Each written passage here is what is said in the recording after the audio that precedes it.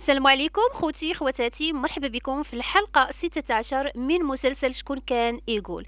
كيف ما كتشوفوا انتهت لينا الحلقة في كنزة اللي اكتشفت الحقيقة ديال أسماء باللي كتمشي ليها مع راجلها إدريس. فهنا جات هجمات عليها في الدار من بعد صدمات أسماء، من بعد ما وراتها التصاور. سناء الأخت ديالها تصدمات فاش شافت حتى هي دوك التصاور. من بعد انتهت الحلقة.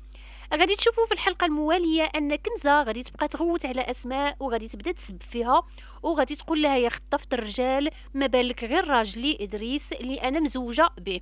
فهنايا اسماء غادي تبدا تخاصم معاها حتى هي، وفي التالي سناء غادي نشوفوها انها غادي تبدا تدفع في كنزه، غادي تقول لها خرجي.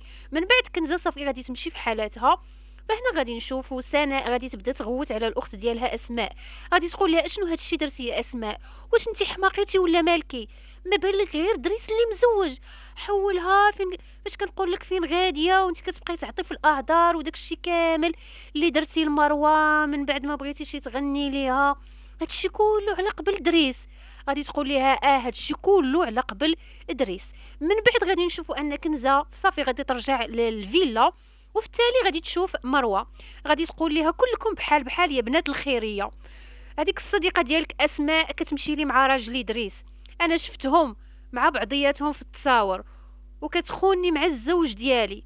مروه غتصدم، غتقول لها شنو كتقولي نتيا، غتقول لها كيف ما سمعتي هذيك الغداره ديال اسماء صاحبتك راها كتمشي لي مع راجلي. من بعد مروه غادي تجي للدار، غادي تلقى اسماء وسناء كاينين في الدار.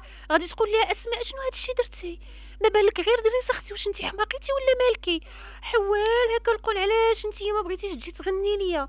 اذا دريس هو اللي قال لك ما تمشيش تغني، يعني انت دابا وليتي كديري داكشي اللي قال لك دريس. فهنا اسماء غادي تصدمهم، غتصدم مروه وغتصدم حتى الاخت ديالها سناء. غادي تقول لهم انا وهذاك السيد كنبغيو بعضياتنا والحب ما عمرو كان غلطه، انا ودريس كنبغيو بعضياتنا، بغيتو تقبلوها تقبلوها، ما بغيتوش نتوما اللي تعرفوا. صافي غادي نشوفوا ان مروه وسناء يعني غادي تقلقوا على اسماء على داك الشيء اللي دارت. من بعد غادي نرجعوا لدريس اللي تختفى، يعني دريس كيصونيو عليه البوليس. ما كيجاوش السيد، ما عرفت فين تختفى من بعد ما مشى لمراكش، يعني ما بقى قال لهم حتى شي حاجه. يعني السائق بوحدو اللي عارف فين هو دريس، لحقاش عطاه واحد النمره وقال له الا بغيتي تعيط عليا وبان لك شي حاجه تمايا يعني اتصل بيا في هاد النمره. فشفنا انه اتصل بيه وقال ليه راه القضيه مرونه هنا السي دريس. فدريس كيف ما كتشوفوا يعني كتقلب عليه حتى الزوجه ديالو ما لقاتوش. ادريس عنده زوجه اخرى، يعني غادي تشوفوا الزوجه ديالو غادي تبان في الحلقات المقبله، عنده امراه اخرى وحتى شي واحد ما عارف. فغادي نرجعوا كذلك لهيثم. من بعد ما خباتو ناديه يعني عطاتو هذيك الدار، هيثم مخلوع بزاف وخايف، والسيد ما عارفش حتى السبب علاش عيطوا عليه البوليس. يعني يكون مشى لعندهم، يعني غادي يشرح ليهم شنو واقع هذيك الليله. واخا ان هيثم هذيك الليله راه ما مشاش للحفله، هذيك الليله تخاصم مع العم ديال الخال ديالو عامر، ومشى خرج هو والام ديالو ومشاو عند اختو للدار، يعني هو ما حضرش للحفله ديك الليله. المهم هيثم غادي تشوفوا ان من بعد ما ساعدته ناديه حيت بقى فيها الحال انبها الضمير ديالها، لحقاش مشات قالت للبوليس فاش كانوا عيطوا عليها، قالت لهم راني شاكه في هذاك هيثم حتى هو والام ديالو. داكشي علاش ساعدته وجابته للدار ديالها. المهم غادي تشوفوا ان هيثم راه فعلا هو راه ماشي هو اللي صفاها العامر، هو غير خايف من الشرطه لا يشدوه. لحقاش هو شنو قال باللي البوليس شافوني فاش كنت كنتغاوت مع خالي، يعني شافوني في الكاميرا، داكشي علاش. فغادي نشوفوا من بعد ما الام ديالو محروقه عليه غيتا كتبكي، غادي تمشي عندها كنزه عفوا ناديه، وغادي تقول ليها غير تهدني الابن ديالك راه هو بخير. هي غادي تقول لها انا بغيت نشوف ولدي ضروري، بغيت نشوف ولدي. غادي تقول ليها ما يمكنش دابا تشوفي الابن ديالك لحقاش البوليس راه مراقبينك. غادي تقول لها والو بغيت نشوف ولدي. هيثم حتى هو غيتوحش ماما وغادي يبغي يشوفها. المهم كيفاش غادي يشدوا هيثم غادي يخرج من الدار ناديه وغادي يمشي باش يتلاقى مع الام ديالو باش يشوفها.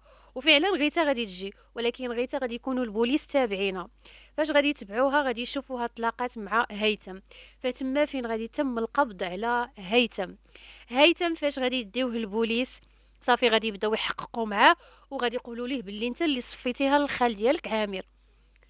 هو غادي يقول لهم انا ما درت حتى شي حاجه، انا ما صفيتهاش له. البوليس غادي يقولوا لي علاش هربتي؟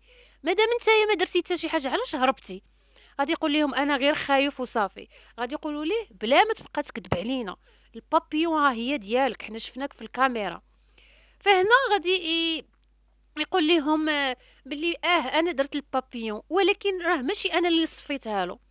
من بعد غادي نشوفوا ان هيثم كيفاش غادي يخرجوه من تمايا، يعني باش يعرفوا البوليس باش ماشي هو اللي صفاها العامر. البابيون اللي كان داير هيثم هي راه عنده في الدار، يعني تما باش غادي يعرفوا بلي هيثم ما دار حتى شي حاجه، البابيون ديالو عنده في دارو. اما هذيك البابيون اللي كانوا لقاو طايحه هذيك ديال شخص اخر ماشي ديال هيثم. المهم هادشي باش غادي يعرفوا بلي هيثم راه مظلوم، وغادي يبداو يحققوا تاني وغادي يبداو يبحثوا، وتما فين غادي يخرج يعني داك الزاج، يعني التحليل ديال داك الزاج اللي كانت ترمى ليهم يعني قدام الفيلا د عامر، اللي هو الموتور ديال عثمان. يعني هذاك هو الدليل ديال يعني داك الزاج غادي يلقاوه تمايا من بعد ما داروا ليه تحليله، غادي يعرفوه باللي راه عثمان. فالموتور صافي غادي يعرفوا باللي عثمان جا هذيك الليله تما ودار حادثه. فغادي نشوفوا ان عثمان يعني غادي يمشيو له البوليس، ولكن قبل هذا الشيء عثمان بعد ما غادي يشدو هيثم عاد غادي يرتاح شويه، غادي يقول الحمد لله اذا ماشي انا اللي صفيتها له.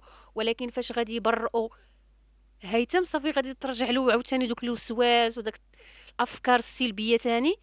فغادي يمشي عنده البوليسي للمحل ديالو د الحلاقه، تما فين غادي يقول له غادي تقولي لنا اشنو كنتي كدير ديك الليله قدام الفيلا ديال عامر. صافي هنايا غادي تشوفوا ان عثمان غادي تخلع، غادي يقول صافي عرفوا الحقيقه، عرفوا بلي انا اللي صفيتها العامر، وغادي يشدوا عثمان في الحلقات المقبله. فغادي نرجعوا كذلك للزوجه ديال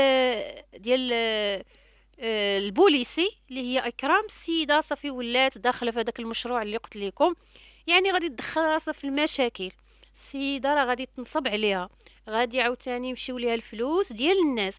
يعني اللي تلاقات معاه كتقول ليه دخل معانا، تلاقات مع الجاره ديالها قالت ليها دخلي معانا في المشروع، فعلا الجاره ديالها غادي تدخل معاها في المشروع. ولكن المشكله هنايا انها غادي تنصب عليها. فاش غادي تنصب عليها تصدق طايحه في مشكل كبير، كتار من هذاك المشكل اللي مع العساس، عفوا مع السائق. لان السائق كيهدد فيها قال لها جيبي 10 المليون، وديك 10 المليون يعني دريس هو اللي كيدير كيعطي للناس الفلوس كيديروا داكشي ديال الربا، وعامر كان كيديرها قبل. فهداك الشيء علاش السيده فاش غادي تنصب عليها غادي تم القبض عليها. فغادي تشوفوا ان الزوجه ديال البوليسي غادي يشدوها في الحلقات المقبله. المهم احبائي الكرام هادو معظم الاحداث على هذا المسلسل. شكرا لكم، مع السلامه.